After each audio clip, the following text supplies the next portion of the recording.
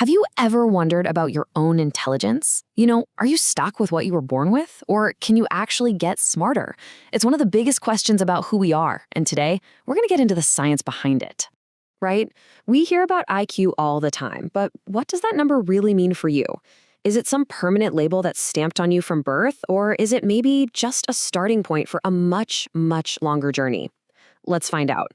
Okay, so first things first. Before we can even touch the whole nature versus nurture debate, we've got to be on the same page about what an IQ score actually is. So, an intelligence quotient, or IQ, it's a score you get from a whole set of standardized tests, and the average is always set right at 100. But here's the thing you have to remember. It's not a test of how many facts you've memorized, it's all about measuring your ability to reason, to spot patterns, and to solve problems you've never seen before. And here's a quick look at how those scores break down. You can see that most of us, the vast majority of people, land somewhere in that average range, between 90 and 109. Getting a score above 130 is pretty rare. That's in the high IQ territory. And on the other end, scores below 70 might show that someone needs a bit more specialized support. But this is so important to get. Your IQ is not your destiny. It's just one single piece of a giant puzzle. How much effort you put in, the opportunities you get or create, and yeah, even a little bit of good old-fashioned luck. Those are all massive factors in where you end up in life. All right, let's dive into one side of this big debate, nature. This is the whole idea that our intelligence is basically written into our DNA from day one. And honestly, the evidence here is pretty staggering. Study after study suggests that anywhere from 50 to 80%, yeah, you heard that right, of the difference in IQ scores between people can be chalked up to genetics.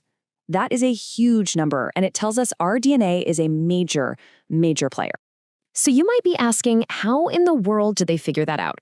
Well, a lot of the credit goes to this really fascinating type of research, twin studies, and specifically studying identical twins who were separated at birth and raised in different families. The super famous Minnesota twin study is the perfect example of this.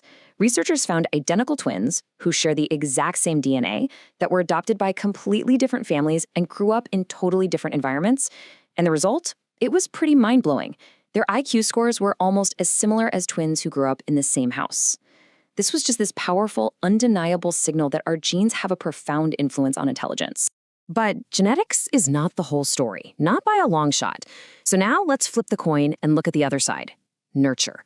This is all about how your environment, your experiences, your upbringing shapes who you become. And when we talk about nurture, we're really zooming in on a few incredibly powerful factors. Things like the quality of your education, your family's financial situation, and something that we often forget about, your nutrition and your overall health. Let's start with education, which is a big one. A good education isn't just about cramming your head full of facts. No, it's about learning how to think. It's like taking your brain to the gym. It builds up your problem-solving muscles, and it fuels your curiosity. And those are the exact skills that IQ tests try to measure. Then you've got socioeconomic status, which, really just boils down to a single word, access. Access to books, to museums, to travel, to better healthcare. All of these experiences create a richer, more stimulating playground for a developing brain to thrive in. And speaking of a healthy brain, we have to talk about nutrition. This is absolutely critical, especially in early childhood. Your brain is a physical organ, right? It needs fuel to grow. Things like omega-3s aren't just good for you. They are the literal physical building blocks for your brain cells. It's so important that studies even show a mother's diet during pregnancy can have a real, lasting impact on her child's brain function down the road. And if you need some hard proof of just how powerful nurture can be, just look at this number. A study of children who were given simple nutritional supplements saw their IQ scores jump by an average of 16 points. I mean, that's not a small tweak. That is a genuinely life-altering difference. So we've got a really strong case for nature and an equally strong case for nurture. So which one wins? Well, the modern answer is neither of them. It was never nature versus nurture. It's always been nature and nurture, working together in what scientists call a kind of snowball effect. Here's the core idea to wrap your head around. Your genes don't operate in a vacuum. They basically set a potential range for your intelligence.